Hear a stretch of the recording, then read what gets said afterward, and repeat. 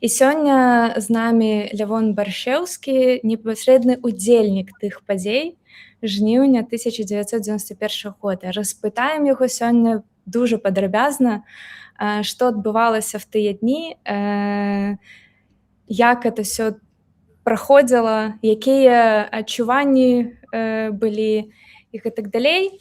Але перад тым, як мы пачнем, я б хацела трошачкі нагадаць правілы бяспекі і трошачкі распавесці, в якім фармаце мы сёння будзем размаўляць, працаваць, не ведаю.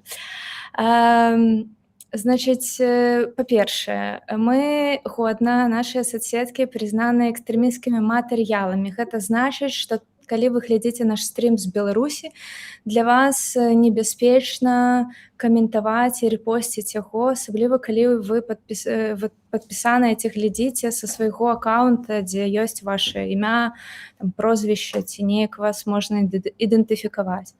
Вось, заклікаю вас, калі вы глядзіце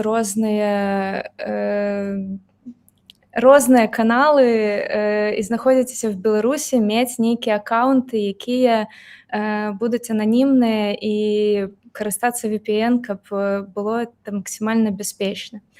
Калі ж вы знаходзіцеся за межамі Беларусі, мы дужа просім рабіць вас рэпосты, ставіць лайкі і дапамагаць распаўсюджваць нашы матэрыялы, тому што ва ўмовах, калі проста так всіх прасіць рабіць рэпосты небяспечна, дужа складана часам даносіць інфармацыю. Таму нам патрэбная ваша падтрымка і дапамога.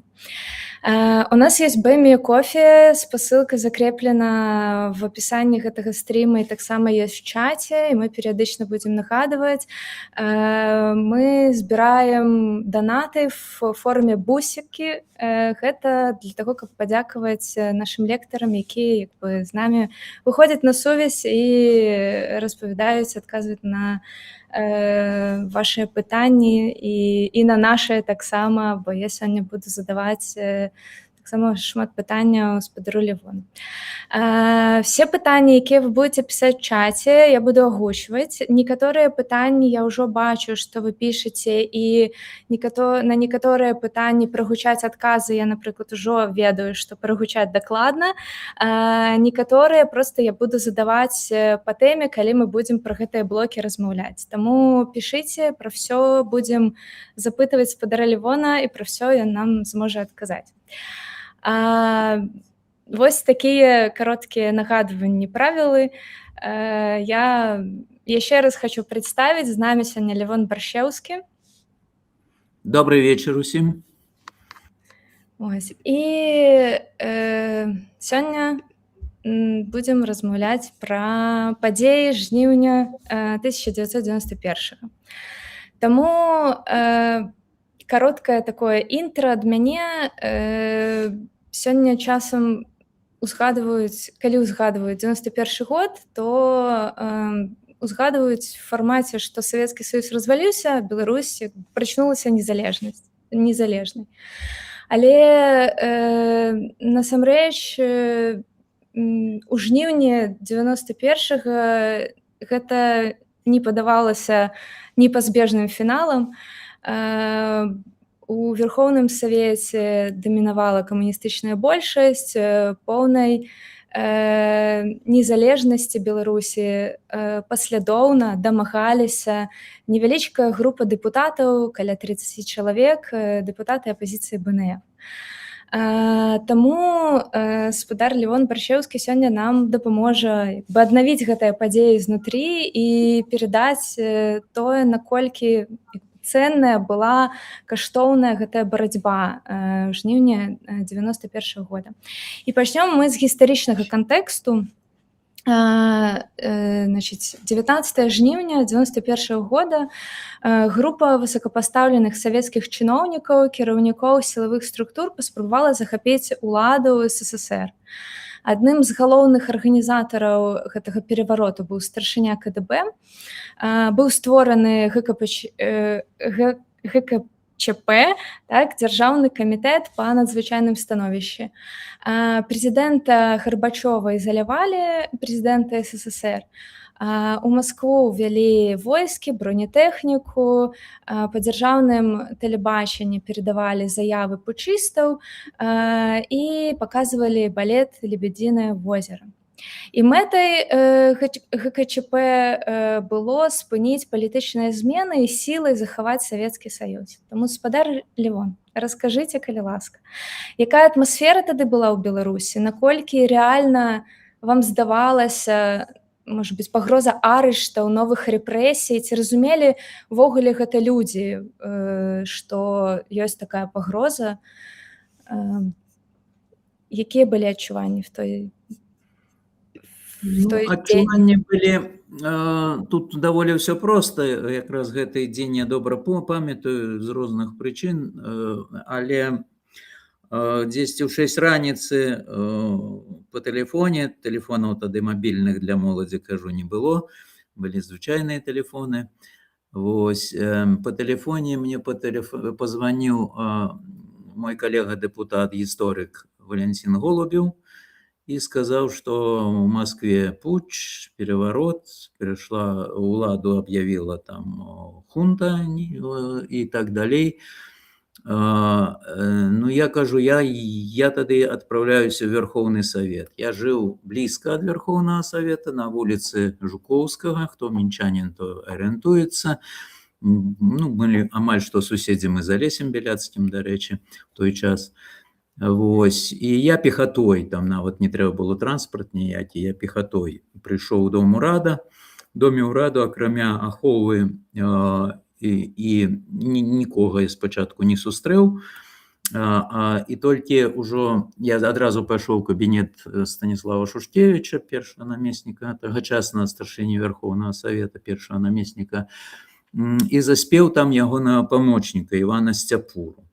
Больш нікога вот в будынку на той момант, ну, акрамя службоўцаў, там, аховы, я не сустрэў. Я адразу у Сцяпуры спытаў, што ён ведае, і ён сказаў, ну, вот вядома, то, што мы цяпер ведаем, што Гарбачёв ізаляваны ў Фаросе, у Крыму, на сваёй дачы, што ён там знаходзіўся ў адпачынку, вось, і што з ім сувязі няма на гэты момант, и что ён уже звязывался с помощниками, ну, с людьми из аппарата Бориса Ельцина, президента Российской Федерации. Те сказали, что мы, как только у нас такая информация появится, мы будем с вами делиться этой информацией.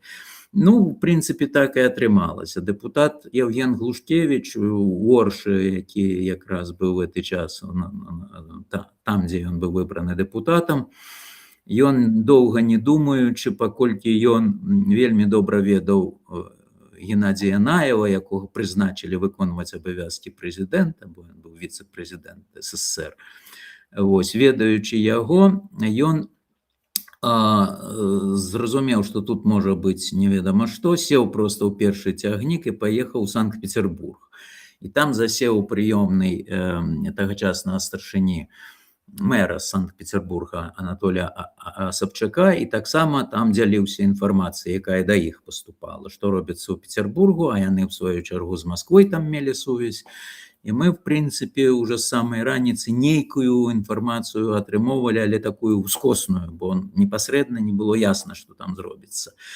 Ну і толькі дзесьці уже пасля 8 гадзін, а я быў там о полове, напэўна, уже о полове 7 быў у Верховным Совете, недзе о полове 8 пачалі з'яўляцца депутаты, зноў-таки наши апозіцыйныя депутаты, я помню, Лявон Дзейка появіўся, потым і Валянцін Голубеў даехаў, но яны далей жылі от Верховного Совета, чым я. Вось, и мы собрались и пошли в свой покой номер 364 на 3-м поверсе, где нам был оппозиция этот покой отдаденный от початку. И там мы собрались и стали обмерковать, чекали приходу новых людей. А вы улічыце, что это жнівень, люди были в отпочинках, хтось просто съехал из Беларуси, и ну, это не было чаканай такая падзея, хотя мы просили к 20-му вернуться, бо по максимуму, кто зможа. толькі таму, што ну, на 20 ж планавалось падпісанне гэтага саюзнага договора. Это падпісанне было незаконнае, потому што гэтага тэкста, который збіраліся падпісаць, мы у Верховным Савеце не бачылі канчатковага. Там, у чэрвені абмяркоўваўся, но той тэкст яшчэ мяняўся. І, конечно, без ухвалення такая працэдура была прадугледжана, што Верховныя Саветы ўсіх рэспублік павінны абмеркаваць і азнаёміцца з тэкстам этого саюзнага договора. Нічога мы этого не ведалі, ну, але адразу ўзнікла сітуацыя, што лідара фракцыі Зенона Пазняка няма.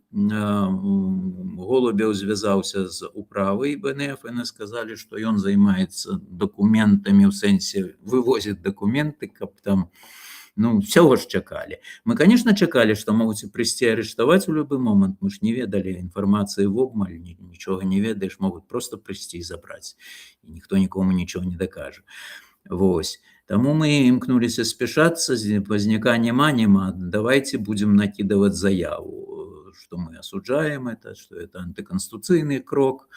Вось. Ну і праект заявы я збегаў у бібліятэку, там дзяжурны быў уже, где-то тут уже было пасля 8, взяў тэксты законаў СССР аб надзвычайным становішчы, іншых там этих законах, которые спасылацца ў заяве, і напісаў праект сваёй рукой гэтай заявы.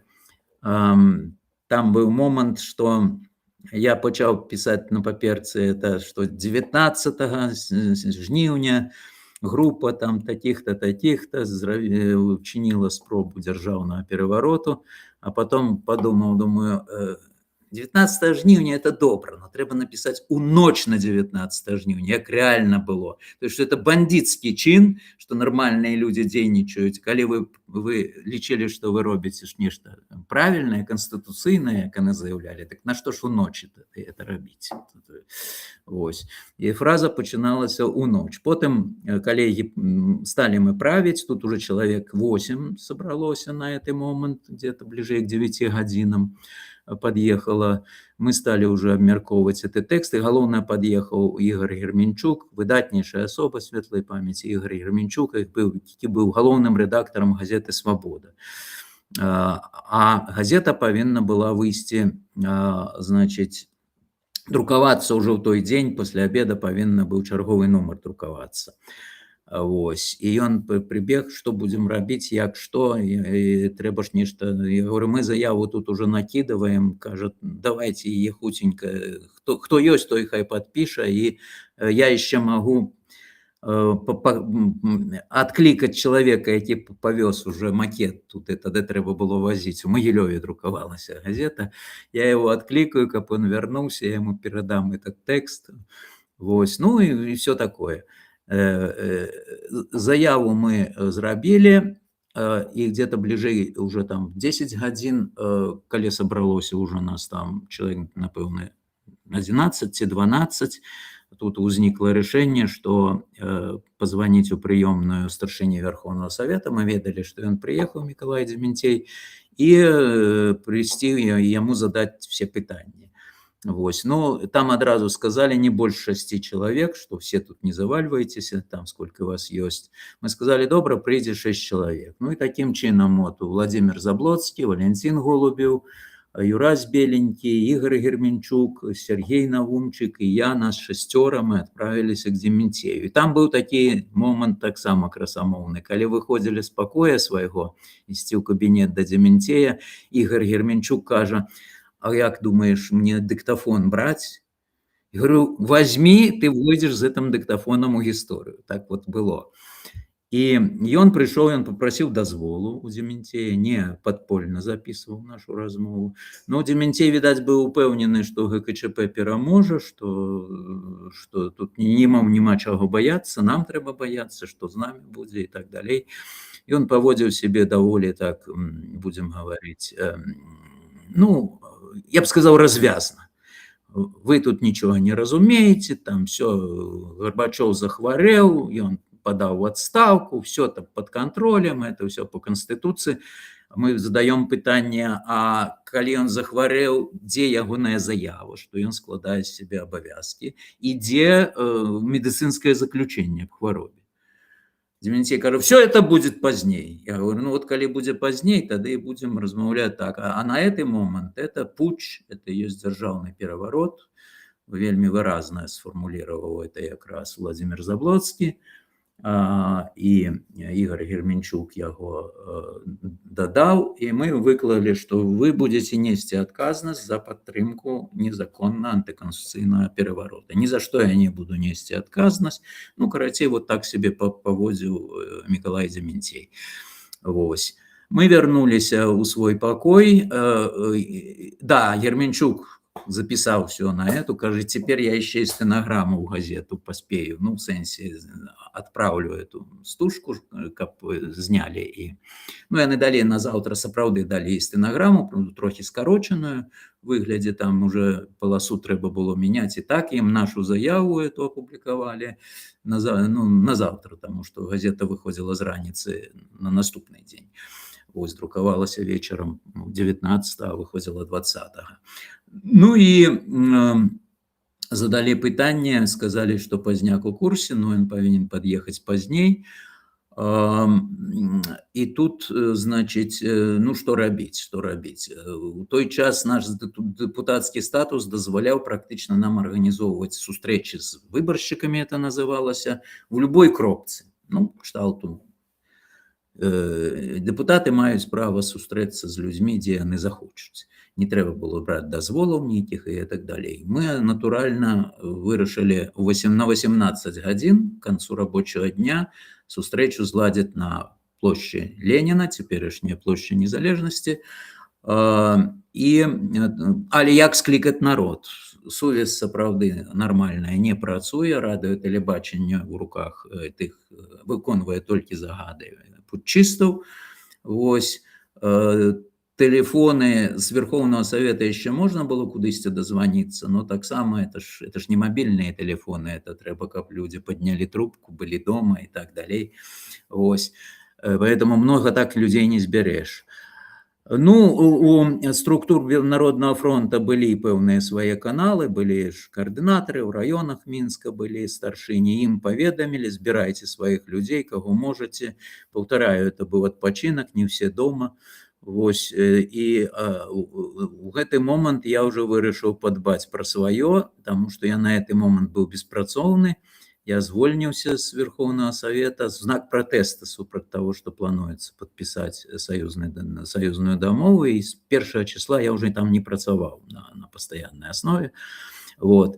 І я подумал, что ну, арыштуюць, пасадзяць, будуць судзіць і будуць писать для советского человека тунеядец. Это самое страшное обзывание, то есть никто не працуе нідзе.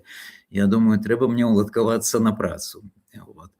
Я поехал, мяне запрашалі раней, ствараўся беларускі гуманітарны ліцэй, дакладна беларускі гуманітарна-адукацыйны культурны цэнтр з ліцэем разам, і мяне туды Владимир Колас запрашаў на пасаду намесніка. Я сказаў, я подумаю, зараз отпуск прыйдзе, тады вырашу, бо мне яшчэ Адам Мальдзіс прапановаў працу ў Скарынаўскім цэнтры. Я чакаў, хто з іх раней, так сказаць.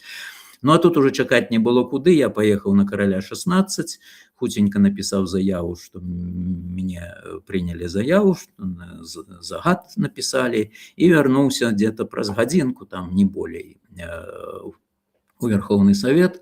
Уже приехал Зенон Пазняк, уже было вырашана, як будем дзейнічаць, і што трэба распаўсюджваць інфармацыю, как закликать. Ну, як закликать? Ну, взяли, пошли там жанчынам, якія сидели, там был кабинет, где стояли это ксероксы тагачасныя, которые множили технику. Кажем, что мы вот тут это самое по шоколадце дали, вот хоть какую тираж. Ясно, там много тираж не зробишь, там может 200 улеток этих зрабили. З закликом просто приходите на площу, сустречу с депутатами, 18:00, площа Ленина. І зноў-таки сели то в автобус, то в троллейбус, я пехотою свои округи побегли развешивать. Я там поехал на Крамін, прилепил там где-то на ближайших домах, это улетки на припынку. аўтобусным. Ну, так все рабілі, хто былі з Мінска дэпутаты на той момант, хто былі ў Мінску, яны паехалі і это рабілі, развешвалі гэтыя ўлёткі. Вось. Паступова пачала збірацца пэўная інфармацыя, паступілі ўжо звесткі з Масквы і з Піцера, што ну, яны пацвердзілі это, але што Ельцын аб'явіў, што ён не прызнае, асудзіў хунту. І дзякуючы таму, што Пётр Садоўскі быў старшыня камісіі міжнародных спраў, у яго было такое дасягненне тэхнікі, як факс. По факсу яму прысылалі ўсе дакументы, што там у Маскве прымаліся. І мы адразу іх таксама распаўсюджвалі, а потым записывалі на мітынгу, агучвалі на мітынгу гэтыя дакументы. І такім чынам 18:00 сказалі таксама, што 6 человек идут на площадь, а остальные 6 застаются там писать и принимать звонки, потому что звонили нам, наш телефон працаваў у Верховном Совете в оппозиции, и треба было кому-то отказывать на звонки и там дописывать те паперки, які мы там вырашили подрыхтовать. Ну, страх был, не скажу, но была отказность. Мы депутаты, мы выбранные законно, выбранные народом, у нас есть отказность. Я, когда выходил из дома, я схапил зубную пасту, щетку, рушник закинул у торбу, ну, потому что мог не вернуться до дома. Жонцы сказал, что она была наставница, говорю, коли тебе звольнять, репетиторством зарабляй. Ну, поспел дать такие указания, коли выходил из дома. Ну, вот это был первый день вот таким чином. Люди выступили на площади, вось, і расказалі сітуацыю, всю інфармацыю, якую мы на той час атрымалі з Москвы, з Піцера, і з Украінскага Верховного Совета уже атрымалі там інфармацыю, і з некаторых іншых, з Молдовы. Вось, і гэта мы эту інфармацыю, як маглі, пачалі пашыраць. Окей, дзякуй. Значит, 21 жніўня путч праваліўся, правильно, вы уже про это сказали. Чаму на той момант было важна так хутка сабраць сесію? Чаму яе, ну, чаму вы адчувалі, што яе прям зараз трэба склікаць, а не адкладаць гэтае рашэнне там, не ведаю, на тыдзень, на пару дзён? Ну, толькі нейкія правамоцныя законныя хады супрацьстаяць путчу антыканституцыйнаму мог Верховный Совет у поўным складзе. Это не прэзідыум Верховного Совета, а менавіта ў поўным складзе, то есть с кворумным складом. И мы, конечно, я про это забыл сказать, но мы, конечно, уже тады в обед пачалі абзвоньваць, каго там мелі тэлефоны дэпутатаў, каб яны прыязджалі. И в первый день было не шмат, вось, але в другой день уже, ну, то есть это у нас наши подписи были только в первый день под этой заявой, каб скликать сессию, которую мы повинны были зарегистрировать в секретариате, а треба было 130 подписов, каб скликать. И ясно, что справа шла туго. На завтра трошки подъехали депутаты. Треба отдать належное, что и Александр Лукашенко на другой день приехал и подпись поставил. Он не подписал никакую заяву там с осуджением, але каб скликать сессию. Все депутаты разумели, что ну, ситуация меняется, как это мы, а мы сидим в отпочинках. Ну, ясно, что сессию треба скликать, обмярковывать эту ситуацию. Тут никакого сумневов не было. Ну, але іншыя коллеги, которые так златешна казали, ну вот, накричались, а теперь вам будзе. Вось, ну, ёсць звесткі, што збіраліся нас там арыштоўваць, потым гаварылі, там на вуха шапталі, прадстаўнікі сілавых структур сказалі, но мы там выкруцілись, мы там хаваліся, ну, там праўда-неправда цяпер ніхто не ведае, як там было насамрэч. Але той факт, што зафіксаваны здымак вагонаў з закратаванымі вокнамі на станцыі таварнай, которые чамусьці появились раніцай 19 жніўня там на этой станции, которых там не было. Вось яны дазваляюць задаць пытанне, для каго гэтыя вагоны прызначаліся. Вось, так что я думаю, даволі можна адказ даць пэўны, што это прызначаліся для тых, хто будзе выступаць супраць этого ГКЧП. Дякую.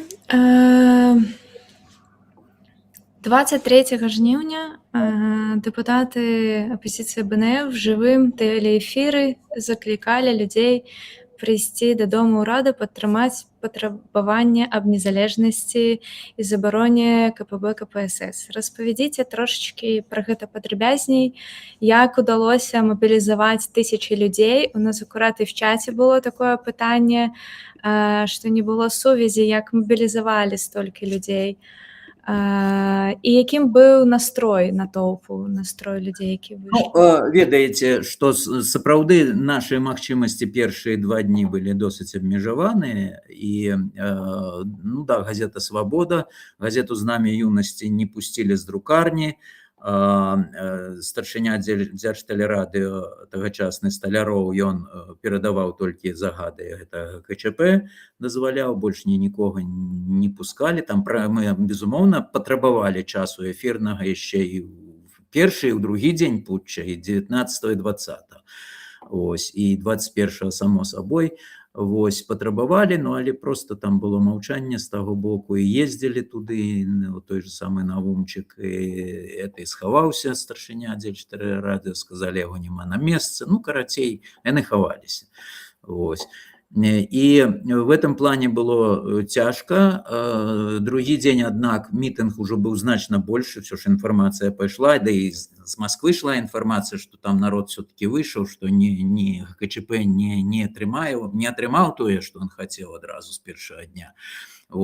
Акрамя таго, ён вельмі себе дыскрэдытаваў сваім прямым эфірам вечарам 19 числа, калі яны сидзелі за столом і дрыжалі ў іх рукі, не знаю, ад алкаголя ці ад страху. Але у самого Янаева, кіраўніка этой хунты, дрыжалі рукі. Это было так добра відаць, і все зразумелі, што не все там адназначна, што не факт, што гэтыя людзі будуць далей кіраваць дзяржавай. І таму трохі асмялелі, уже на другі дзень прыйшло там народу паболей, уже там я таксама удзельнічаў в этом другім мітынгу, і там трэба адзначыць Міколу Статкевіча, які паявіўся ў форме падпалкоўніка, по сутнасці в такой урачыстай фактычна форме, і сказаў, што не все, армія не падтрымлівае, не все в арміі падтрымліваюць этот путч. Мы объявляем об створении белорусского згуртавання вайскоўцаў. Это запомнилася падзея. Это был мужный крок, потому что он человек в погонах был, хотя он так, был выкладчиком на той момент, не непосредственно в части служил. Але у яго уже были коллеги, якія яго падтрымалі, і яны объявили об створении белорусского згуртавання вайскоўцаў. И так само уже были представники страйкамаў, которые еще сформировались, калі были великие забастовки у красавіку месяца 91 года. Яны таксама подключили людей, там на заводах распаўсюджвалі на буйных информацию. Тому людей пришло. То есть информации уже было значно больше, но ясно, что люди боялись. Все-таки пришли самые смелые, будем говорить, потому что невядомо тут. Пустят танки, никто ж не ведал, что там в головах, кто там командует, кто загады отдае. Ничего ж этого невядомо было. Спроба звязаться пазняка с силовыми министрами таксама не атрымалася фактично от футболя. Сказали, что на месяце их немає, они там в своих частях, еще где-то там, карацей, вот такие речи. Министр замежных справ Кравченко таксама знік на этот момент. Кебіча не было прем'єр-міністра. Шушкевич, правда, он уже в первый день приехал, и вельми допомогло, потому что он имел урадовую сувязь. Он мог не просто там по факсу, мы могли уже с той Москвы атрымоўваць, а просто по гэтым спецтелефоны, по спецсувязи могли атрымоўваць информацию в голос от наших людей, которые были там и размаўлялі з імі. Трэці дзень, калі ўжо в ноч на трэці дзень появіліся першыя смяротныя ахвяры, там загінулі людзі ў Москве, і гэта, конечно, адразу зрабіла паварот. Хунта спужалася, яна зразумела, што на яе павесяць цяпер і забойствы, і все астатняе. Хунта ў Москве отдавала в устные загады, а им говорили генералы, говорят, вы дайте на паперы, мы будем выконывать, а коли вы устно, мы выконывать не будем. На этом путч по сутности провалился, потому что страх опановал, и все боялись за свой лёс. І КГБ не было таким уже всемагутным, вельмі много уже было дыскрэдытавана, вот это, ну, так ці інакш, сталіншчыны адбітак быў. Не здарма якраз на трэці дзень путча, в ноч пасля путча фактычна, помнік Феліксу Дзяржынскаму знеслі, народ прыйшоў і на плошчы на Лубянцы на этой самой знёс. Это сімвал быў вот этой паразы путча. Ну і в ноч таксама вярнуўся і Міхаіл Гарбачоў, за ім лётала дэлегацыя з дэпутатаў Верховного Совета России, і віцэ-прэзідэнт России Руцкой лётаў туды забіраць Гарбачова з Фароса. Вось. І вот. Мы ж у трэці дзень, у нас быў свой план, таму што мы яшчэ не ведалі, што путч пацерпіць паразу, хаця уже верылі в это, безумоўна, але вырашылі, што трэба ехаць нам па сваіх акругах і там рабіць на месцах, ладзіць мітынгі, збіраць людзей, інфармаваць іх, расказваць і страх праганяць у рэшце рэшт гэты самы. І таму мы з дэпутатам Владзімірам Новікам на яго машыне паехалі ў мой Новаполацк, приехали там, пакуль помылись, переапрануліся, уже чуем, информация ідзе з Москвы, что путч уже терпіць паразу. Мы приехали на площадь 18, там были депутаты мясцового совета, у нас там фактично амаль что больше городского совета была демократичная. Яны каго змаглі прывялі. Мы сказали, мы мітынгаваць не будем, зараз час напружаны, трэба працаваць, вельмі хутка рашаць пытанні, потому что паслязаўтра ачухаюцца, может быть поздно. И мы уже вечером того же дня на машине вернулись с Новиком и уже приехали в покой оппозиции, там уже снова человек 15 сидело, уже сидели, распрацоўвали проекты документов, которые будем выносить на сессию. 23 числа подпісаў неабходная колькасць сабралась, і тады прэзідыум нарэшце сабраўся Верховного Совета, і чтоб это не было ініцыятывай дэпутатаў, яны уже прынялі рашэнне, што сессию склікаем 24-го, 25-го, надзвычайная сессия склікаецца. Ну, 24-го, там уже наколькі яна працягнецца, невядома. Ну і адпаведна мы тут зразумелі, што тут уже дакладна трэба дакументы распрацаваць, а іх было много, трэба было па ўсіх сферах дакументы, трэба было пакуль жалеза гарячае, яго кажуць, каваць, і трэба было і палітычныя пытанні, вот, незалежнасць замацаваць, і эканамічныя пытанні, пераход прадпрыемстваў з саюзнай уласнасці, прыватную уласнасць, хоць в каком документе до этого змагалася камуністычная номенклатура з прыватнай уласнасцю, хоць дэкларацыю прыняць, што прызнаём там прыватную уласнасць. Карацей, там у нас 15 было документаў. Не все яны былі вялікія, некаторыя кароткія, неабходна стварэнне сваіх узброеных сіл, перадпарадкаванне структур іншых силовых Верховному Совету беларускаму, а не Москве. Все это мы рыхтавалі, сидели по сутнасці ночами и рыхтавалі. Ну и там уже на тэлебачанні сам Сталяров прапанаваў, ён путч падтрымаў, цяпер ему трэба было апраўдвацца, і ён фактычна, калі хочуць приехать депутаты, хай выступаюць. Ну и мы зноў выбрали, хто поедзе, потому что у нас был вельмі падзел працы, хтосьці займаўся гэтым, хтосьці тым, вот. И тыя вот наши чацвёра, по-моему, коллегаў поехали тады и выступали на тэлебачанні. Калі яны уже агучылі, там был прямы заклік: прыходзьце, без вашей падтрымки мы эту сессию не выиграем, мы ничего не проведем, потому что у нас там 10, ну, с усімі дэмакратамі, ну, 22% нас, іншымі дэмакратамі, не толькі БНФ, да? Значит, 22%. Мы не вырашым ніводнае пытанне па-сур'ёзнаму. Ну і гэта, конечно, найбольш спрацавала. Конечно, працягвалі працаваць там вот эти страйкомы і так далей, яны там мобілізоўвалі как могли. Таму 24-го, хоть не з самай раніцы, но народ стаў подцягвацца на плошчу Леніна незалежнасці будучую. Сфармавалася дружина БНФ, которая сачила за порядком. Там, конечно, была и милиция, но дружинники, в принципе, вельмі добра организовали такую ахову этой площади. Было вырашана, што никаких там... Ну, ясно, люди были абураныя, асабліва тымі, хто хунту падтрымліваў, і калі яны там выходзілі з будынка, на іх там кричали нехорошими словами, часам плевали там и прочее. И как раз дружина, мы сказали, что мы идем цивилизованным шляхом, мы повинны все принять цивилизованным. А потом, кто виноватый, это повинны будут правоохоўныя органы разбираться, без следства нікога караць нельга. Вось. І вось таким чынам нам удалося дастаткова. Конечно, не быў бы это жнівень, не быў бы гэта перыяд вот таких, калі жнівень это самый месяц у сусветнай палітыцы, вы ведаеце, это месяц адпачынку. Ясно, что не все, кто хотел бы быть на площади, могли бы и на ёй з'явіцца, але было уже дастаткова много народу, каб рабіць уплыў. І дэпутаты, яны, это вельмі важно, там пытанне, ці это было важно, это было абсолютно важно. Было так практика, что мы, маючи эту маленькую фракцию, могли выиграть пытанне только тады, калі стаяло много народу на площади. Калі народу нема, яны просто голосаваннем, націсканнем кнопки все наши инициативы блокавалі. І немагчыма нічого было прыняць. Так было 27 ліпеня, калі трошки падсабралася народу, калі прымалі дэкларацыю. Так было і тут.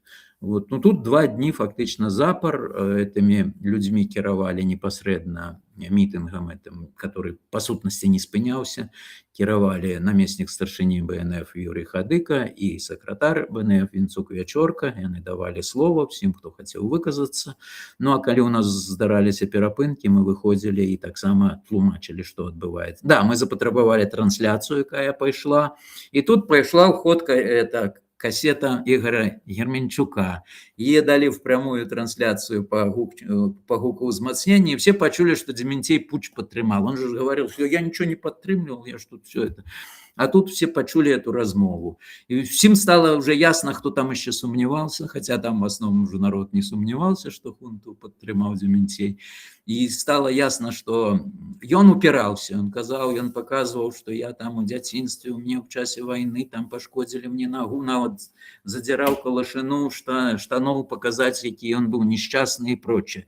Вот. Ну, несчастный, мы же его не расстреливать, мы просто сказали в отставку, ну, вы повели себе не так, як трэба кіраўніку Верховного Совета паводзіць. Ніхто там на яго не кричаў, не сварыўся. Вот.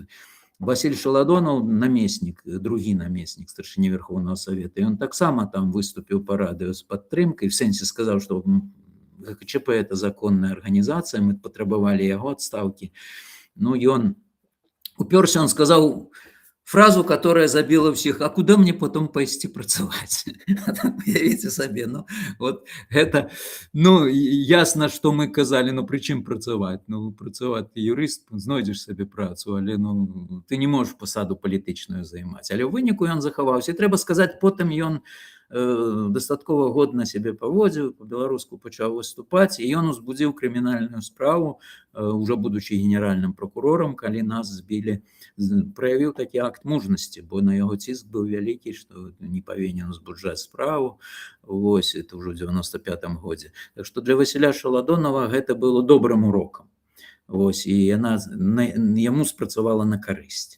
Ну, а номенклатура ў першы дзень цалкам упіралася, нічога, ніводная наша ініцыятыва не праходзіла, і нават повестку дня практычна не паставілі нашы законапраекты.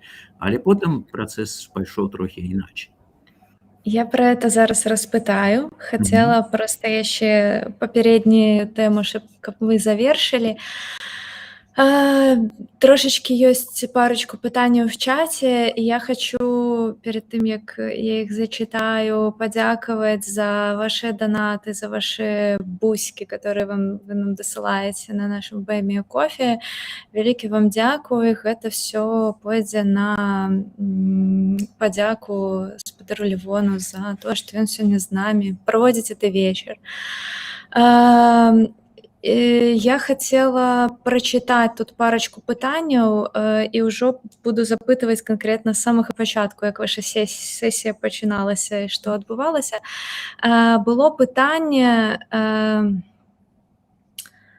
так, чаму ў назве ангельскае бэкстэйдж, а не беларускае закуліссе? Згодна, слушнае пытанне. Можна і закулісье, бэкстэйдж, проста не ведаю чаму. Профдэфармацыя, калі працуеш з відэа, часта спецыялісты выкарыстоўваюць бэкстэйдж, але заўвага слушная. Эм, так, пра тое, якім чынам атрымалася зрабіць так, каб тагачасная камуністычная номенклатура атрымала незалежнасць, я яшчэ спытаю трошкі пазней. Пытанне такое, тут было пра тое, а як ставіліся да путча аграрыі, той жа Дубко? Ці яны былі разам з камуністамі ў цішы і прыхаваныя?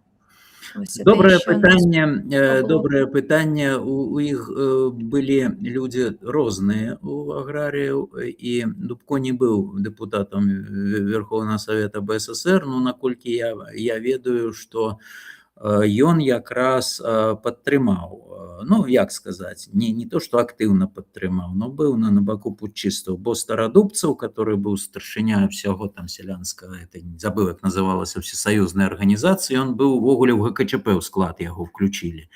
І ясна, што нашы кансерватыўныя аграрыі яны хутчэй падтрымалі, але сярод аграрыяў былі людзі прагрэсіўныя, старшыні калгасаў, і некаторыя былі ў Беларускім народным фронце, і іншыя яны натуральна разумелі. Всем было зразумела, што это антыканституцыйная рэч, што можна сколько там не гавары, калі б Гарбачоў публічна заявіў, да, я сыходжу ў адстаўку, ну тады все, тады збіраеце Верховны Савет, вырашаеце пытанне, хто там выконвае абавязкі, хто там урад, але Гарбачова няма. Все зразумелі, што что-то не так. Ну і вот мы-то уже ведалі, што ён там заблакаваны ў Фаросе, што ён сувязі з ім як бы няма. Потом розныя канспіралагічныя тэорыі хадзілі такія, што Гарбачоў пра ўсё ведаў, только это ён так зрабіў выгляд і вычэкваў, хто выйграе. Ну, можа быць, я не знаю, я не настолькі абазнаны ў гэтых маскоўскіх там паддыванных гульнях. Вось, я не выключаю, што і такое было, но думаю, што тут все-таки не. Все-таки Горбачев по чим, но по тем, чтобы вот так просто идти супраць Конституции. Фактично это было взрыв подписания этого союзного договора, за який змагаўся сам Горбачев. Потому что коли тут это, уже ясно, что это откладется, значит, пойдуць іншыя працэсы, так яно ў выніку атрымалася. Пасля зрыва тыя рэспублікі, якія хацелі падпісваць саюзны дагавор, яны пачалі, ну, я маю на ўвазе Верховныя Саветы, ну, пачалі аб'яўляць незалежнасць. Фактычна, уже яшчэ до этого путча уже себе незалежнымі аб'явілі балтыйскія краіны, рэспублікі. Фактычна Грузія, Арменія таксама объявили об незалежности. Грузия, хутчэй, Армения еще не. 24-го, калі ішоў першы дзень нашей сессии, Верховная Рада Украины приняла акт об незалежности. Вось. Ну и мы оказались в выніку шостыми. Хотя все говорили, и сам Горбачев говорил, ну, белорусы, это, люди там все за союз, они до конца будут наши. Тут это, мы оказались не 15-ми, 15 было союзных республик, мы все-таки шостыми. И, ну, дякуючи нашей активной праце. Я не говорю, что там некие геройства, мы просто робили, что мы обязаны робить. У нас мандат бы у нас народ выбирал. Реально на выборах альтернативных у меня было 5 суперников, перший секретарь Компартии там, и так далее. Мы шли, имели уже досвід змагання, уже шли в Верховном Совете, больше як год працавали до того момента. Уже были контакты разные и все остальное с іншими республиками, с іншими Верховными Советами, с демократичными политиками. Усюды у нас были контакты. Все это уже было напрацавано, поэтому никаких у нас там внутренних сумневов не было, что робить. Роби, як кажуть, як можешь, а будешь, что будет. Ясно, что ну, тяжковато было верить, что так удастся. Вот. Мы так в своих смелых прогнозах говорили, что может там месяц-другие эта хунта протрымаецца. Вось потом и экономика добье, потому что кризис просто насоўваўся гигантскими масштабами. Без замежных кредитов Советский Союз был недеездольный. Голод бы початься мог к зиме. Вот. Поэтому тут гераізму не было, але мы не сидели, мы сапраўды працавалі. Мы спали там по 2-3 гадзіны вот все гэтыя ночи там. Мы сидели, рыхтавалі, збіралі інфармацыю, эти законопроекты, их же абмяркоўвалі зноў-таки. Это не просто один кто-то написал, давайте подадим. Сидели, абмяркоўвалі кожную там слово, кожную фразу в этих законопроектах, калі рыхтавалі сессию. Так, я яшчэ хацела спытаць, таксама ў чаце былі пытанні, ўжо трошкі пачалі адказваць. Ці глядзелі на досвед іншых рэспублік, якія падтрымалі законы аб суверэнітэце раней за жнівень? І таксама было пытанне, ці паўплывала канкрэтна, не магу не задаць, бо сёння якраз дзень незалежнасці Ўкраіны, ці паўплывала украінская незалежнасць на абвяшчэнне беларускай незалежнасці? Ці глядзелі, ну, неяк на прыклады гэтых краін, не проста. І яшчэ это ўжо пытанне да тых, хто нам піша каментары. Я бачу, што дужа шмат выдаленых, і хачу, каб вы напісалі, вы выдаляеце, таму што ўжо мы адказалі на гэтае пытанне, ці чамусьці выдаляе YouTube. Проста напішыце, калі ласка, а то не разумею, чаму столькі выдаленых. Вось, так, раскажыце проста трошкі падрабязней пра як уплывала абвяшчэнне незалежнасці іншых краін на абвяшчэнне незалежнасці нашай. Ну, безумоўна, это было і, в прынцыпе, ад самага пачатку. У нас былі свае прадстаўнікі ў кіраўніцтве, якія адказныя былі, скажам, Мінцук Вячорка адказваў за Літву, ён літоўскай мовай выдатна валодаў, за Украіну Станіслав Гусак адказваў. Ну, то есть былі людзі, якія непасрэдна займаліся пастаяннымі кантактамі. Мы абменьваліся праектамі законапраектаў яшчэ да путча там. У нас было, мы здолелі яшчэ увосень, я ўжо месяц дакладна не помню, 90-го года сабраць прадстаўнікоў дэмакратычных фракцый вот это балта-чарнаморскай зоны, так сказать, Латвия, Литва, Беларусь, Украина. Украинскую делегацию узначалі Леўка Лук'яненка, это легендарная особа, диссидент, вельмі аўтарытэтны чалавек. Я памятаю, значит, кіраўнік фракцыі Народного фронта Латвии приехал, намеснік кіраўніка Саюдзіса приехал на эту сустрэчу, і тады в 90-м нам нават на першы дзень далі сабрацца ва ўрадавай рэзідэнцыі, но потым пашоў вокліч з Москвы, каго вы там прымаеце, сепаратыстаў, арганізоўваеце сустрэчы, і нас культурненько адправілі заседаць у іншае месца. То есть мы ў Верховным Совете далей заседалі, а жылі ўжо в отеле Беларусь, Мінск дакладна. В отеле Мінск жылі, нас переселили, их переселили гостей с урадовых резиденций уже. То есть, ну, там змаганне шло. Ясно, что там сочили в Москве за любыми проявами сепаратизма. Там контакты были постоянные, были рабочие контакты, были сустрэчи, были абмеркаванні, телефонная сувязь працавала зноў-таки. Ну, это было все, в принципе, узгоднено, хотя сами проекты, яны адрозныя, калі параўнаць, вот это, прымалі з улікам того, что можа прыняць гэты склад. Калі у нас вельмі консервативная коммунистичная большасць, мы не могли некоторые формулировки, мы их включали в проекты, но их не принимали. Это же ясно. Поэтому наша декларация может быть и коротенькая, но она, тем не меньше, дала магчымасць вот этого конституцыйнага ходу, калі можна далей уже займацца, пачаць пабудову незалежнай дзяржавы. Пачаць. Бо яшчэ дзейнічаў саюзная дамова, саюзны договор 22-го года, і пакуль ён дзейнічаў, мы заставаліся як бы не ў зразумелым становішчы. З аднаго боку мы абвясцілі незалежнасць, а з другого боку дзейнічае саюзны договор. А значыць, войскі саюзныя можна легальна ўвесці на нашу тэрыторыю, напрыклад, и разгромите, что хотите. Вот. Поэтому канчатковый день нашего, я уже про это несколько разов говорил, замацавання нашего де юре суверэнітэта, незалежнасці 10 снежня пасля падпісання Белавежскіх пагадненняў, калі Верховны Совет ратыфікаваў закон об скасаванні дзеяння саюзнай дамовы 1922 года. Вот тады нас пачалі прызнаваць у свеце як незалежную дзяржаву. Уже не просто мы сами объявили про свою незалежность, а нас пачалі такими признавать. Дзякуй. Давайце цяпер да самага цікавага. 24 жніўня. На пачатку сесіі внеслі ў залю, в авальную залю бела-чырвона-белы сцяг. Прапанавалі пакінуць яго каля трыбуны. Было галасаванне, якое рашэнне па гэтым не прайшло, бо прагаласавала толькі 107 дэпутатаў, а трэба было там каля 170, наколькі не памыляюся. Як перажылі гэтае паражэнне?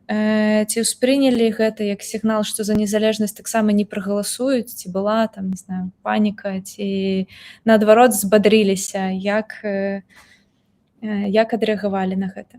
Не, ну мы разумелі, што лёгка не будзе. І зноў-такі это залежала зноў-такі ад народа, колькі на плошчу прыйдзе. І это пытанне галасавалася раніцай, калі яшчэ народу на плошчы. Номенклатура першы дзень сябе адчувала дастаткова ўпэўнена. Яна думала, нас тут же большасць, мы все адзін аднаго тут падтрымаем, і хто нам што зробіць. Сілавыя структуры, ясна, таксама ж не ў нашым падпарадкаванні. І яны былі досыць упэўнены. І Дементей трымаўся, трымаўся актыўна, што я нічого не парушаў, я дзейнічаў у адпаведнасці, мы тут мір не парушылі, нікога тут не стралялі, ну, такім духу. І упіраўся вельмі. Там уже, аднак, пачалі зразумелі і нават з номенклатуры, што Дементей уже, так сказаць, падстрэленая птушка. Мы прыводзілі аргумент, Дементей паедзе сустракацца з Ельцынам ці з Гарбачовым, якім чынам? Ты падтрымаў путчыстаў, а рашаць пытанні давядзецца, нават той саюзны дагавор, які яшчэ там абмяркоўваўся. Мы выкарыстоўвалі гэты аргумент. Хто прыме цяпер Дементея в такім статусе? Карацей, ён упіраўся, ён стаяў насмерць, і фактычна это доўжылася да абеда, весь дзень 24-го это доўжылася супраціўлення. І за ім стаяла эта номенклатура, за ім стаяла ЦК, ясна, которая яго і вылучала на эту пасаду.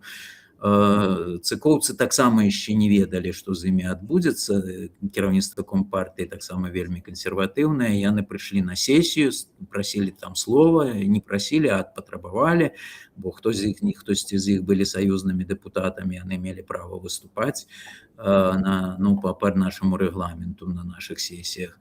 Усё это упіралася ў вельмі так, як скажуць, аб стенку гарох першы дзень быў. Але мы адчувалі, што паціхоньку уже больш-менш нават сярод этой номенклатуры спеюць, на што мы будзем, што мы трымаемся за этого Дементея.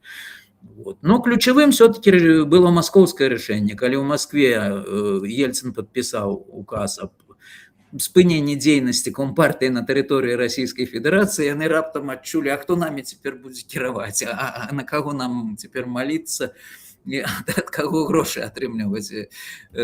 Кіраўнік спраў камуністычнай партыі застрэліўся са страху, который этим всем валодаў этими фінансавымі потокамі, ведаў шмат пра тое, куды ішлі грошы камуністычнай партыі. І яны адчулі сябе, што мы адны. И тут, и что нам робить? То есть в Москву не мог кому ехать молиться. Горбачев объявил, что сдымает себе этого генерального секретаря, и он застался только президентом СССР, и куды им бегче.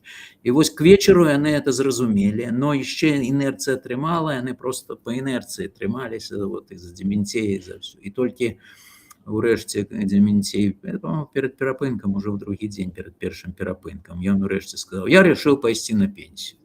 Ну и такі вздых палёгкі быў уже, і сярод номенклатуры, дзякуй Богу, это пытанне знялі. Ясна, аўтаматычна сесію пачаў весці Станіслав Шушкевич, і скажу шчыра, он не быў вельмі добрым памочнікам нам в этой сесіі. Ён з аднаго боку адразу падтрымаў нашу прапанову, што сесію трэба склікаць, але на самой сесіі ён казаў: якое пытанне суверэнітэту, мы яго не вырашым, вы ж ведаеце, якая тут большасць, толькі траціць час на абмеркаванне, нічога мы не прымем. у яго такі паражэнскі быў настрой. Не скажу, что мы уже так верили на 100%, но у нас была программа распрацавана, что мы працуем, документы мы прапановываем, давайте голосуем, там меняем формулёўкі, зноў голосуем. Мы працавали активно весь час. И чем больше народу становилось на площади, там уже голос доносился на народ, там трансляция шла на площадь, народ реагировал там на выступы, на все остальное. И это, конечно, спрацоўвала, и это яны стали бояться. А калі былы першы сакратар аршанскага гаркама партыі Глушкевич Евген, ён нас падтрымліваў, он не ўваходзіў у фракцыю непасрэдна, але галасаваў заўсёды з намі. Вот, и он вышел и сказал: ведаете, там на улице Национальная гвардия уже формируется, и коли будете долго тут упираться, то, знаете, неведомо тут... Вот, и знаете, это так само дзейнічало. Мы не озадачивали, это не наша была идея, мы... Поздняк сказал: дзейнічаем цивилизованными парламентскими методами, никаких там этих самодейщины не ведем. Но кто в фракцию не выходил, они могли говорить все, что хотят.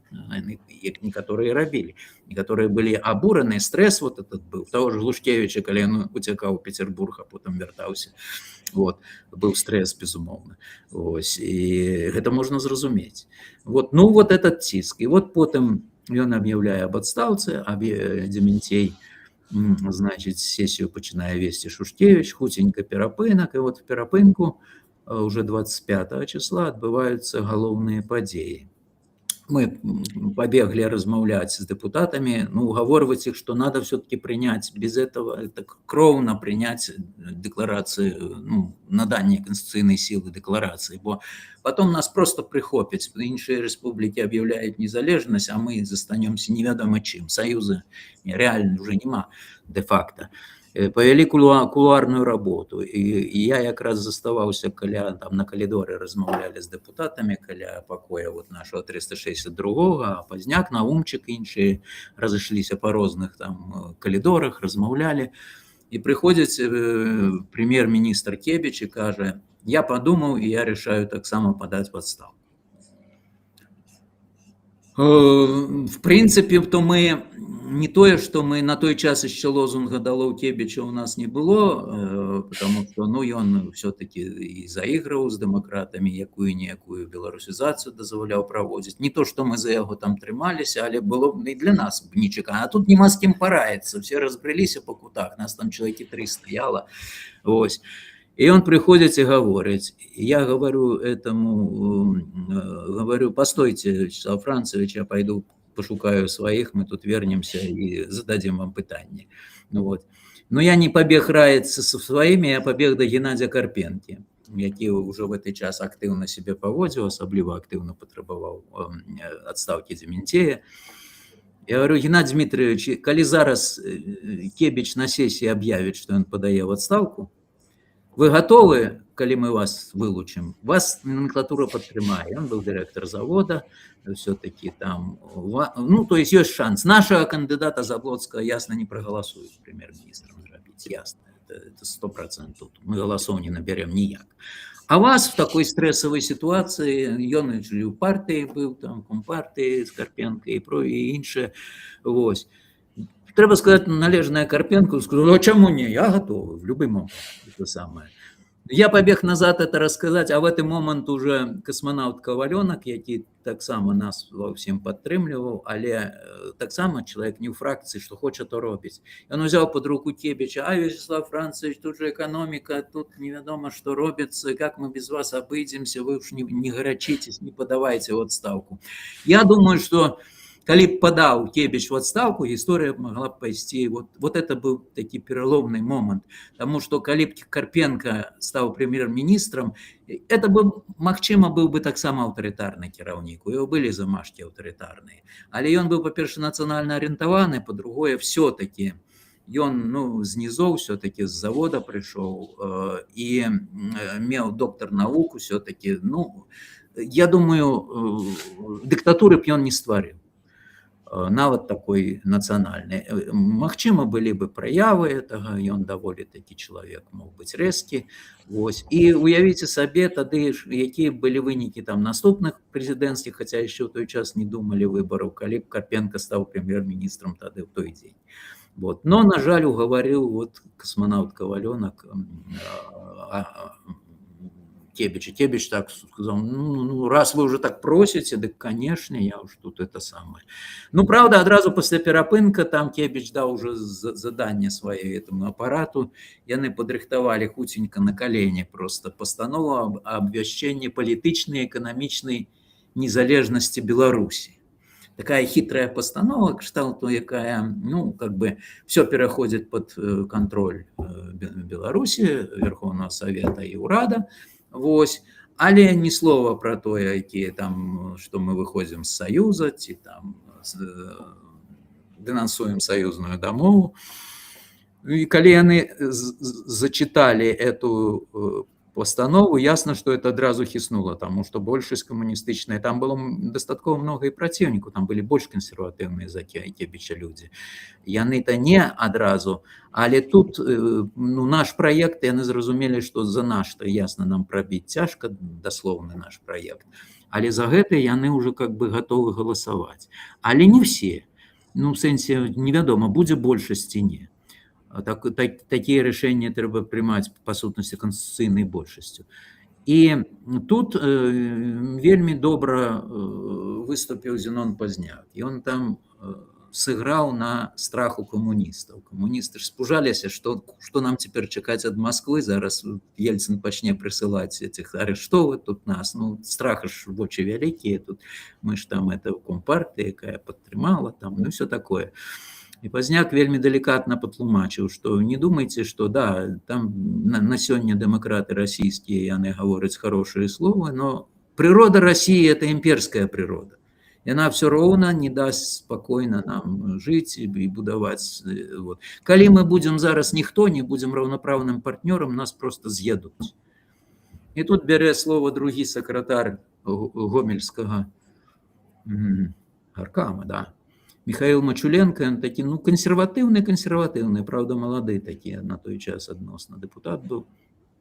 И он раптом выступая: вы ведаете, товарищи, нам надо подтримать все, что сказал Зенон Станиславович Пазняк.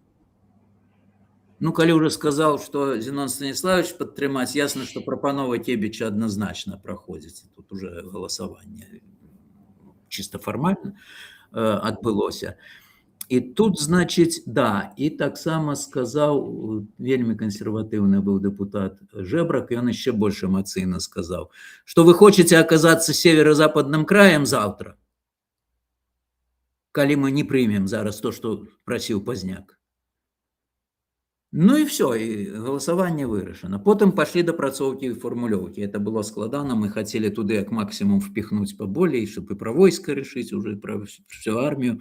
Ну, яны казали, давайте не все, и символику, ну, уже ж были готовы, занесли зноў уже сцяг был в зале, там, ну, не каля трибуны, а сцяг же был в зале. Вот.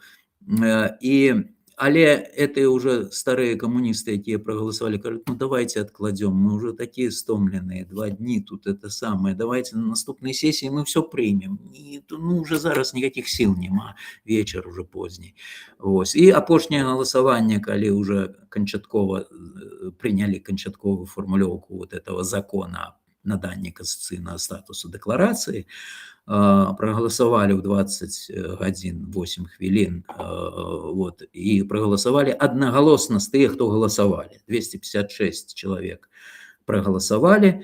Ну, там было 10 человек, напевно, 280, 290, астатние, в тым ліку и депутат Александр Лукашенко после обеда не регистрировались. Они не были, они в зале шмат хто з іх быў, вось, але яны не регистрировались, и яны вычекали, что там будет, як там, значит, оно будет.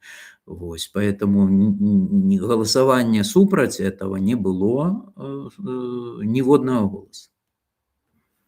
Не ўстрымана. Так. Да гэтага яшчэ вернемся, і вернемся потым яшчэ да пытанняў в чаце, бо таксама па тэме ўжо ёсць пытанні. Я хацела яшчэ трохі вярнуцца да вашай, не ведаю, тактыкі. Сергей Навумчык у сваёй кнізе 1991, дарэчы, хто не чытаў, яна в публічным доступе, там дуже падрабязна апісаныя все падзеі аднаўлення нашай незалежнасці.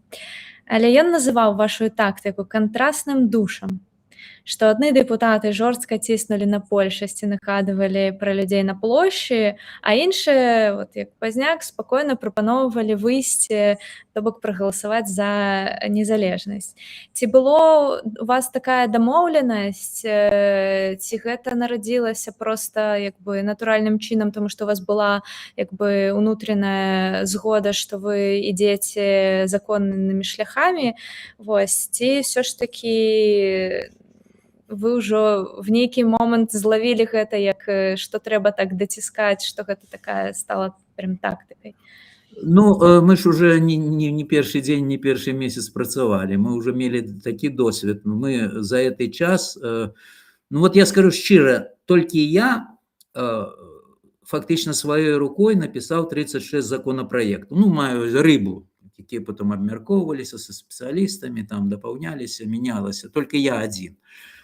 В нашей фракции нас формально было 27 человек на той момент, фракция оппозиция БНФ, можно называть фракцией с полным правом. Значит, у нас было 6 кандидатов наук.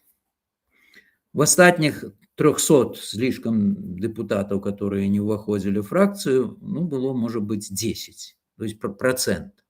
У нас был интеллект, у нас были люди, не только со званиями науковыми, але ведущие инженеры, той же Заблоцкий был на интеграле ведущим инженером, там, загадчиком отдела был и так далее. Люди с мозгами. Лявон Зданевич, знакомитый архитектор, який потом еще державную премию отрымал, ось, які, аднак, займаўся пытаннямі якраз прыватнай уласнасці на зямлю і глыбока займаўся гэтымі пытаннямі. Ось. Мы інтэлектуальна перамагалі. Мы вносілі праекты, і нам прыходзілася раней эту тактыку прымаць. Не заўсёды спрацоўвала, там угаворвалі, і, ну, бетон там этот партыйны. Но часам удавалася прабіваць на асобных законопроектах. Вось, і гэтую сцяну, дзякуючы вот такой тактыцы. Она не ўпершыню была ўжыта тады вот в гэты дзень. І якраз, што б там сёння не гаварылі, там, пра Зенона Пазняка, я таксама не з усімі яго сённяшнімі выказваннямі, там, скажу, згодзін шчыра. Вот. Але ў той час ён себе выдатным тактыкам праяўляў, но это все абмяркоўвалася. Это не то, что вот ему в голову пришло, и он сказал, мы перед этим обмерковали, что коли пойдешь в этот бок, значит, ты повинен выступить мягко, а коли пойдешь в этот, ты повинен выступить твердо. Это все у нас обмерковывалось. У нас фракция працавала фактично, ну, по классичной схеме. Мы разные варианты пропрацовывали. А в конце дня, когда это все уже шли, ну, пробачьте, горелку пить многие шли просто после... Это не говорю про эту сессию, про эту ясно, а про это. Мы заставались в 363-м кабинете, бывало до 10 вечера, а то и до половины 11, обмерковали, что мы в этот день зробили правильно, что неправильно, что треба было иначе робить. У нас все было проговорено. Это не было спонтанно. И мы ориентировались от татки. В залежности, знову-таки, от выступления кто-то вот удало выступил, а у когось не пошло. Вот як памятаю, вельми шанований всеми Ніл Симонович Гілевич на наступній сесії ледве не завалив голосування за вот, символику и назву. И он повел себя нечаканно для его агрессивно, что вы что, не разумеете там. Вот. И все, и бачим, это уже там были готовы многие голосовать с этих консерваторов. И они так обурились, что на нас знов наезжают. И тогда знов Пазняк взял слово, сказал, давайте, мы спокойно, это история, мы там выставу. Ну, это уже другая сессия, не буду на этом спиняться. Але эта тактика уживалась, она регулярно. И просто было так, что просили, вот, як один з кіраўнікоў ветеранской организации, она была самая консервативная фракция такая в Верховном Совете. Але был там партизан Михаил Слутчины, Михаил Жуковский, и до яго Зенон Пазняк подошел, Михаил Дмитриевич, вот просто особисто вас попрошу, проголосуйте вы за символику. Вот просто вас, а там кожный голос лічыўся, чтобы там, ну, выніку роўненько набрали эту конституцыйную большасць, сколько было трэба, ровно голос у голос. Вот. Калі б этого мы не применяли, мы б ничего не домоглись. Вось. І вялі кулуарныя размовы пастаянна вяліся, і ў гатэлях вяліся, дзе жылі нашы дэпутаты, которые не з Мінска, там яны у гатэлях размаўлялі, там дзесьці ў сталоўках, там, ну, как маглі. Вельмі цяжка было с этой, можна сказаць, агрэсіўнай большасцю. Много было там вельмі агрэсіўных людзей у камуністычнай большасці. Былі і спакойныя, былі такія аргументы ўспрымалі, ясна. Былі, якія перайшлі, ў прынцыпе, на бок наш, з номенклатуры. Вот кіраўнік Смаргоні тагачасны Анатоль Янец, ну, фармальна не перайшоў, але галасаваў заўсёды з намі потым. З арганізацыяй сляпых, глухіх. Сляпыя былі кансерватыўныя, вось там былі ад глухіх, ад сляпых, ад інвалідаў былі прадстаўнікі. Вось, дык вот з арганізацыяй глухіх якраз таксама большасць чамусьці яны нас успрымалі вельмі добра і галасавалі таксама з намі, як правіла, амаль па ўсіх законапраектах. Што там было па-рознаму. Дякую. Так, вирішила я ще одне питання спитати, і потім перейти на чат. В 20 гадзін 8 хвілін 25 жніўня былі абвешчаны вынікі галасавання, которые былі першыя, там, дзе дэпутаты прагаласавалі за. 256 дэпутатаў прагаласавала за прыняццё незалежнасці.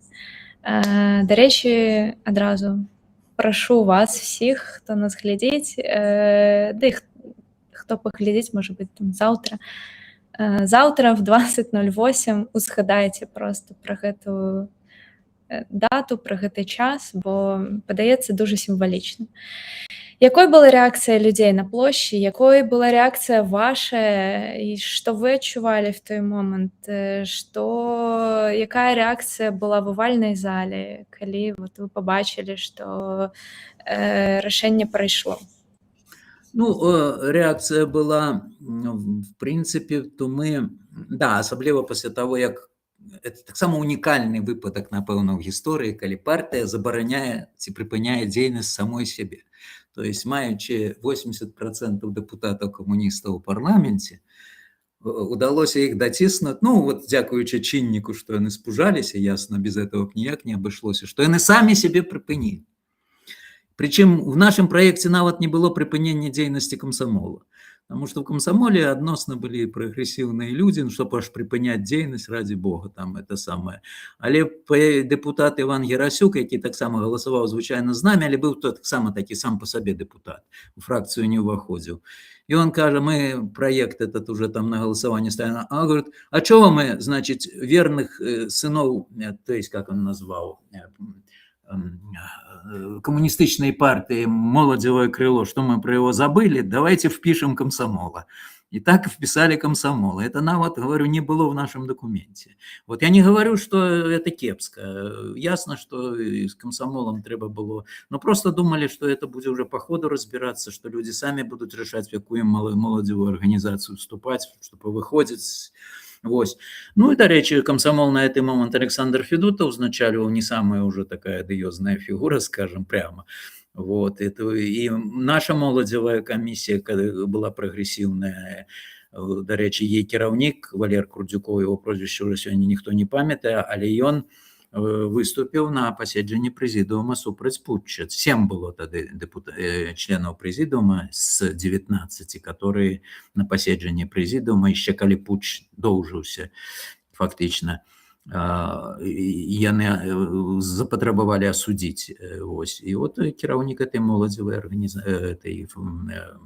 камісіі, комсомолец такі заядлы, в принципе, ён вот осудил путч. Так что тут не было однозначно. Але тут эйфория пошла, и давайте, один из депутатов пожартовал, за мной сидел один генерал, говорит, давайте войну Швеции объявим и тут же сдадимся. Хай Швеция бере нас на утрыманне. И такие гумористичные моменты здараліся, бо стресс был огромный, разумеете, вот это первый день висит, ничего не проходит, все тяжко, народу, ну, хотелось больше иметь на площади, ну, не так идея все, как хотелось. Вот. А тут раз после обеда, после этого перапынка все пошло, и ты пытания, и тут раптом ты, от кого ніколі не чекали, они выступают, давайте подтримаем. Мы сами не чекали от этих людей. Это было, поэтому вышли с настроем таким, таким ну, радостным. Петро Садовский, светлой памяти, які недавно ад нас сышоў, праспяваў песню на словы Янкі Купалы. Вот, она на весь площадь там праз микрофон шла. Вот. А у Владимира Орлова был якраз дзень народзін, і ён казаў, што пасля сесіі запрашаю да мяне дадому, адзначым дзень народзін.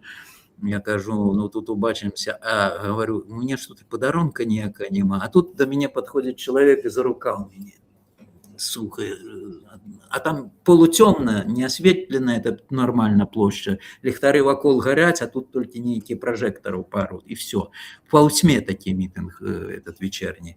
И тут, значит, кто-то меня за руку, я поворачиваюсь, вот, каже, я сходил в будинку ЦК, отбил кавалок гранита от рога этого будинка. Это на сувенир, на память.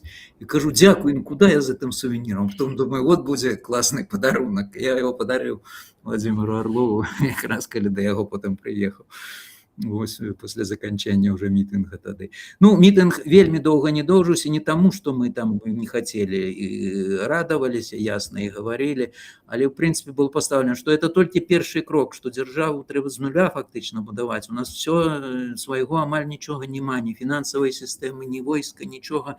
І эканоміку таксама завязаная вельмі, і трэба рабіць конкурентноздатнай. Поэтому давайте браться с завтрашнего дня за работу, поэтому давайте сильно поздно не будем митинговать. Не было там ночного митинга после. Ну вот и уже довольно поздно я вернулся, ну, але пакуль до Орлова в Серебрянку доехал, там еще, ну, час заняло. На троллейбусы ходили, принамсі, я еще памятаю, ось в этот день. До речі, у мяне это было в пытаннях. Дзе ведаеце, дзе цяпер гэты асколак будынку? Ён у Орлова заўсёды дома быў, там ён уже потом в іншым месцы жыў, там на Карла Маркса, я бачыў, этот ляжаў, но вот я не перапытаў, не знаю, забраў ён з сабой, не думаю, што яго на умовах, што ён павёз, но ён застаўся, гэты кавалак, безумоўна, ён нікуды не знік, ён ёсць в прыродзе. Пытанне з чата еще. Приезжение это не дарма, это же в будинку КПСС пошла целая делегация, это уже была спонтанная реакция людей, мы это не планировали, зрабілі поход, зрабілі труну, в якой хавали КПСС, там такі перформанс разыграли, это не было нашим планом, вось мы просто потребовали опечатать будинок, раз партия, значит, это тянулось еще, на завтра они там нават заседали, гэтые товарищи, но их, правда, уже потом просто так культурно попросили адтуль выйсці, это кіраўніцтва Политбюро ЦК КПБ, и тады запатрабавалі, каб будынак опечатали, все это. Ну, в эту ночь на завтра и раніцай шли звонки за звонком, казали, вот у тым-то люди... В тым-то райкоме горит святло на другим поверсе. Может, они там палят документы. Кажем, так берите инициативу в руки, идите, глядите, коли что, вызывайте милицию. Решение принято, что повинны быть будинки опечатаны и все прочее. Вот. Мы ж не можем все тут кинуться, нас мало занадто, как все проконтролировать. Але народ инициативу проявлял. Там, звонили, мы в Фрунзенске там глядим, что-то светло горит, а там некий дым быцем с окна идет. Ну так идите и вызывайте милицию, идите туда. Что вы чекаете загада особо? Были такие ситуации. Так, з питаннями у чаті ще у нас. Вітанки з Вільні. Питання, наколькі ранейшае абвяшчэнне незалежнасці Літвы дапамагло атрыманню незалежнасці Беларусі? У Вільні ж і соймы БНФ праходзілі, і хіба не адзін? Соймы, если изъезд перший БНФ прошел в Вильне, соймы-то нет. Соймы все-таки проходили у Минску, ну, принамсі с той поры, як я удзельнічаў, да и до этого. Я ж не был в першым складе сойма. Вот. Але, вы ведаете, парадокс скажу, ну, атрымалася так, что не в этом не виноваты литовцы, але пэўным чынам это адмоўна паўплывала. Рэч у тым, што першы тур выбараў у Верховный Совет наших, вот, где я был выбраны, был 4 сакавіка, у мой дзень народзін, дарэчы. Вот. А другі, ну, из першага тура з наших людей вот, прайшоў сам Пазняк, прайшоў Наумчык, здаецца, прайшоў Анатолий Вярцінскі, рэдактар, ён не ўваходзіў у фракцыю, але ён заўсёды з намі галасаваў, рэдактар газеты «Лім», вельмі папулярны на той час, якая «Праўду пра курапаты» расказала там і так далей. Грушавы, як старшыня камітэта «Дзеці Чарнобыля», вельмі аўтарытэтны чалавек, вот, і ён прайшоў з першага тура. А астатнія нашы мы набіралі па 45, па 48%, той же Рыгор Барадулін, Сергей Законнікаў, Геннадзь Бураўкін, яны там, я только письменников называю, просто имена вядомые, да. А наши активисты Алексей Марочкин, Юрий Хадыка, самые такие яскравые наши активисты, таксама набрали там под 50. Калі б там фальсификации, яны были фальсификации, не такие масштабные, як пазней, але яны были. Калі б не было, то и некоторые таксама в первом туре пройшли. Але не пройшли. А 11 числа, 11 сакавіка Литва объявляет незалежность. И тут пропаганда на полную. Вот вы хотите разбурение Советского Союза, это будет пропаганда, что вся в их руках. И это так перешкодило нашим выйти в другим туре, вот нашему, всему другому эшелону в БНФ. Я хоть третий, я там мясцовый активист был в Новополоцку, а другие эшелон наш практично вот эти люди, які назвал, никто в другим туре не прошел. Вот. И это вельми подорвало. Так бы наша фракция была не 27 человек, но, я думаю, под 70. И это было бы значно легче працаваць с таким Верховным Советом. Да с такими людьми авторитетными, как Бураўкин, например. Это вы что? Мы бы там горы звернули бы за этот час. Вот.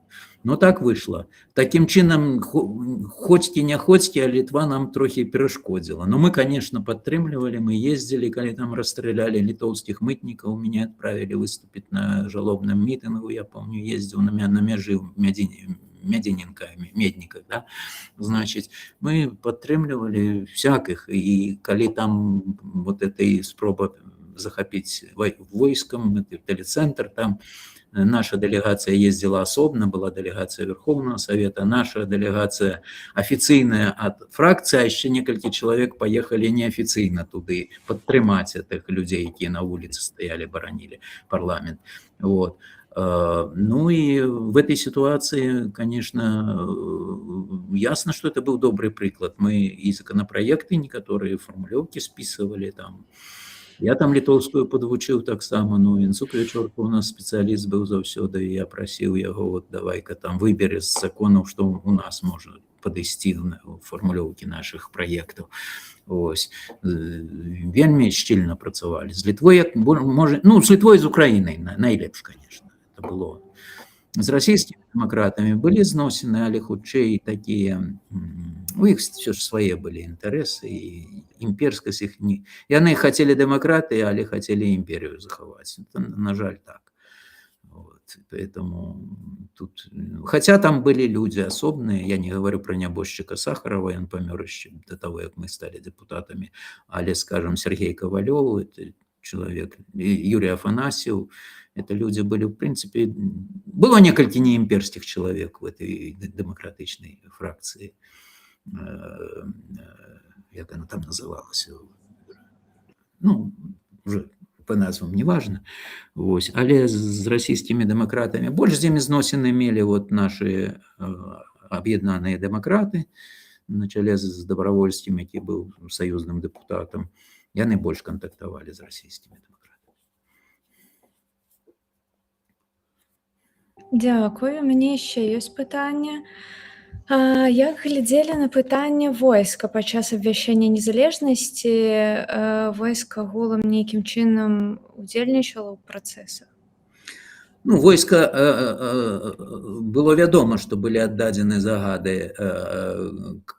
Анатоль Костенко, генерал, быў камандуючым беларускай военной округи, и они фактично путч подтримали. Але ясно, что это загады не публичные. Нам просто говорили офицеры, которые отрымали, там, что быть в боевой готовности, ну, не на боку явно нашим боевой готовности быть. Але потом они все зноў-таки адмаўлялі, и калі узникло пытанне, что мы галоўны пункт принялі, мы проголосовали абсолютной большестью, тогда 25-го, что войска, КГБ и милиция подпорядковываются, больше в Москве не подпорядковываются, они подпорядковываются Верховному Совету. Потом эту справу провели ревизию, сказали, Верховный Совет это, так сказать, говорильня, а как треба ж конкретно займацца. І праз где-то год, там полтора, все подпарадковали Совмину, то есть Кебичу фактично. И это было фатально, тому что фактично это спынило стварэнне, ну, сапраўды незалежных структур. Адносна незалежнай была міліцыя, быў вельмі прыстойны тагачасны міністр, беларускамоўны, дарэчы, Владзімир Егораў. Вось, як я разумею, ні армія, ні КГБ, яны фактычна са складу не вышлі саюзнага, фактычна падпарадкаваліся расійскаму. Это маё адчуванне, я не спецыяліст, не маю да дзяржаўных таямніц доступу, але маё ўражанне такое, што яны так і не выйшлі з Саюза. Ні КГБ, ні армія. Дякую. Так, яшчэ ёсць пытанне. Хацела яшчэ раз падзякаваць вам за вашыя данаты, за вашу падтрымку.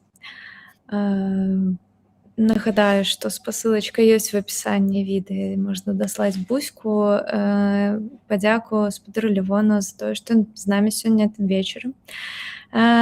Спадар Левон, як вы ставіцеся, як называеце гэтыя даты 25 сакавіка, 27 ліпеня, 27 жніўня? Асаблівасці гэтых датаў гісторыі беларускай незалежнасці. Ну вот, калі мы берем назву Беларусь, то у нас вот выходзяць 3 даты. Абвяшчэнне Беларускай Народнай Рэспублікі 18 сакавіка, 3 уставной граматы 25 сакавіка 18 года. Вот наданне сілы, да, ну, стварэнне дэкларацыі, прыняцце дэкларацыі аб дзяржаўным суверэнітэце – это прамежкавая дата, яна і была аб'яўлена днём незалежнасці тады, у 90-м годзе. Ну, таму што 25 сакавіка не прымалі камуністы эту дату, чамусьці традыцыйна. Як ім не гаварылі, не впаивали ў галаву, што это левые силы приняли, которые доминовали, это ваши поплечники, ваши однодумцы. Но коммунисты сказали, это нет, это не наше. Вот. Ну, декларация, важно, что она была принята. Вот уявите себе, калі б нам 25 жніўня при такім цяжкім працэсе давялося яшчэ просто распрацоўваць эту декларацию. А так мы коротенький закон приняли, что ей надается сила закона. Все. За это проголосовать было легко. А так бы мы с формулёўкамі завязли и, может, увогуле ничего не приняли, разумеете. Нават при тым, что формально как бы пагадзіліся, але ж як бы союзная дамова есть, а нам страшно и все такое. Вот. То, что она была принята, это было, так сказать, материал для обвящения, повторно, обновление незалежности, скажем, да, Беларуси. А 10 де-факто, 10 снежня ратификация вот, беловежских погодненняў и денонсация союзного договора 22 года, это вот уже де-юре формальное зацвярджэнне этой незалежности. Тому б я сказал, что исторично дату никто уже не выкине, что впершыню люди в Беларуси, в центре Беларуси, в Минску собрались и объявили державу с назвой Беларусь. Это важнейший крок. Да, в цяжэйшых умовах шла война, и оборонить незалежность не было як. 90-й год фактично повторили то же самое, декларативно объявили, но оборонять просто не было кому, нас мало там было, большесть была, якая ничего не хотела оборониться, хотела сидеть тихо. Вот. 25 жніўня тут уже спатрэбіўся высілак, и вот мы про это уже поговорили, что это уже есть наша не просто декларация, а это есть наш закон об незалежности. Але ён яшчэ трошки такі кульгавы, тому что союзная дамова дзейнічае. И вот только 10 снежня можно говорить, что это день нашей фактично. Это, до речи, день правов человека сусветный, довольно символично 10 снежня. Вось. Таму я думаю, что и эта дата будзе калі-небудзь адзначацца. Не толькі першыя вот 3, про которые я сказал. Будем адзначаць дзень волі, дзень незалежнасці, дзень аднаўлення незалежнасці і яшчэ як-небудзь назовем 10 снежня. Да, Вот, у літоўцаў, вот да калі рэчы ж гаварыць таксама 3 дні незалежнасці, таму Калі гаварыць, да, калі гаварыць, то можна было бы, да, 25 жніўня ўсё ж дзень аднаўлення незалежнасці, а дзень незалежнасці, якая ўжо дэ-факта сталася, это уже 10 снежня. Ну, это уже хай гісторыкі. Нам важна эту незалежнасць, самая цяжкая, яе трэба берагчы. Яе заваяваць цяжка, а берагчы яе бывае вельмі яшчэ цяжэй. І гэта самае галоўнае. А як уже дні стануцца, вы да этого дажывяце, калі будзеце святкаваць все гэтыя святы уже в Беларусі, самыя вялікія святы будуць это. Як Ніл Гілевіч у сваім вершы напісаў: і галоўным святам бацькаўшчыны стане дзень 25 сакавіка. Значыць, вось. Ну, можа быць, не 25 сакавіка, можа 20. Хаця я лічу, ўсё ж першае абвяшчэнне – это самае важнае. Калі упершыню беларусы заявілі, это менавіта беларусы. Ну, я маю на ўвазе, там былі прадстаўнікі нацыянальных, але тыя, хто жылі ў Беларусі, людзі. Это не абвяшчэнне БССР, на якім удзельнічалі прадстаўнікі франтоў у Смаленску, і там беларусаў была меншасць на тым пленуме іхнім. Вось, поэтому легітымнасць БНР, она, на мой погляд, істотна вышэйшая. І там, зноў-такі, это было з дазволу Москвы зроблена. А бацькі БНР рабілі ні з чыйго дазволу, ні з нямецкага, ні з бальшавіцкага, ні з украінскага. Яны самі рашылі так. І гэта важна. Дякую. Тут в чате хочу зачитать, просто вам написали, что дякую вам и вашим поплечникам по позиции БНФ у Верховном Совете за позицию и актыўнасць, якія прывялі да канкрэтнага выніку ў бок стварэння незалежнасці Беларусі. Вы сёння пакуль распавядалі, то я таксама падумала про тое, што гэта вялікі гонар, што можна ганарыцца такімі дэпутатамі, як вы і як тыя 30 чалавек, якія перамаглі і ўсё ж такі дамагліся абвяшчэння аднаўлення нашай незалежнасці. Ну, я уже отказал на это питание. Мы просто дзейнічалі, мы по-другому не могли дзейнічаць. У нас это была идея, яна сидела с самого першего, бо Сойм БНФ еще до того, как первая сессия собралась, принял проект решения об том, что будем домагаться незалежности. И первый проект декларации об суверенитете был принят, и мы его выставили на первую сессию, его не приняли. Вот, але потом, когда Москва дозволила принять, ну, некоторые пункты этого, у нас там декларация великая была по объемам, не 11 пунктиков этих, которые в вынику. Вот. Мы ведали мэту, мы шли до этого свядома, мы разумели, что белорусскому народу жить в колонии, жить в коммунальной кватере, долго не придется, с коммунальной кватеры могут выселить. Вот. И толькі незалежная дзяржава мае магчымасць здзейсніць мары народа. Это, ну, это классика, не мы это придумали. Вот, и, вот. Ну, на жаль, пакуль яна наша такая незалежнасць спецыфічная, вот, і за яе яшчэ давядзецца пазмагацца. Вось. Але это уже з гісторыі не выкрэсліш. І моя вот згода паўдзельнічаць в этом менавіта таму, што, ну, документы губляюцца, панішчылі гэтыя, дарэчы, стэнаграмы. Добра, што Зенон Пазняк выдаў стэнаграму этой сессии поўную у Варшаве где-то там гадоў 15 таму, ці менш там трохі. Вось. Яе можна знайсці. На жаль, в сеціве яе пакуль няма. Там все выступы на сессии ёсць. Вот. Но я хотел больше рассказать, якраз што рабілася не столькі в зале, про это можно прочитать и в книзе Курьяновича, историка, оппозиция БНФ в Верховном Совете 12 скликання. А тое, што рабілася вакол, што рабілася ў кулуарах, это было вельмі... Без этой работы б нічого не адбылося. І што людзі на вуліцу выйшлі, без этой таксама нічого не прынялі, калі б не стаялі людзі. Стаялі людзі фактычна некаторыя дзень і ноч.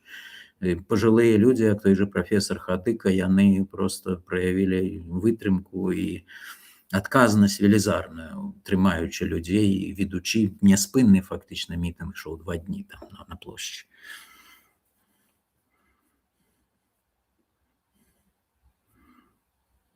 Дякую. Задаю апошняе пытанне з чату, будзем заканчваць, бо дамаўляліся на 1,5 гадзіны, уже трошкі Уже зацягваем. перагрузили, да.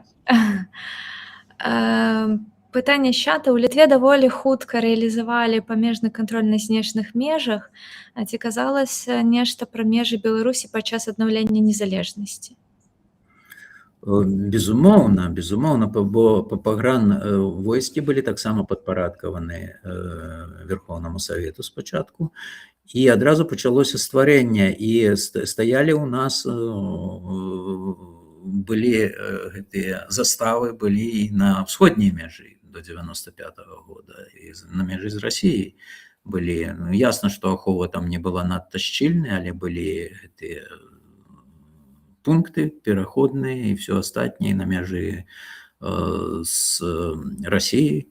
І гэта пытанне было адно з першачарговых. Межы бараніць трэба абавязкова, як што за краіна, калі там прахадны двор. Гэта зразумела. Вось. І потым вельмі прыстойны чалавек узначалі, ён быў рускі з паходжання, ён быў былы камандуючы віцебскай дэсантнай дывізіі Евген Бачароў. Так вот, ён, які прайшоў шлях ад чыста рускага, ад камандуючага, ад генерала, значыць, яго Кебіч урэшце прызначыў этим камандуючым пагранвойскамі, а ў выніку ён потым пісаў у 2005 годзе варыянт праграмы БНФ па вайсковым пытанні. Вот які прагрэс прайшоў чалавек. Дарэчы, развеивая миф, что там у БНФ ненавидел русских или что-нибудь такое, все это полная лухта. Я так само русский, дарэчы, по пашпорту, по советскому был. Вот, и никто меня не ненавидел, наоборот, все подтрымлівали, як могли. И Олега Трусова того самого.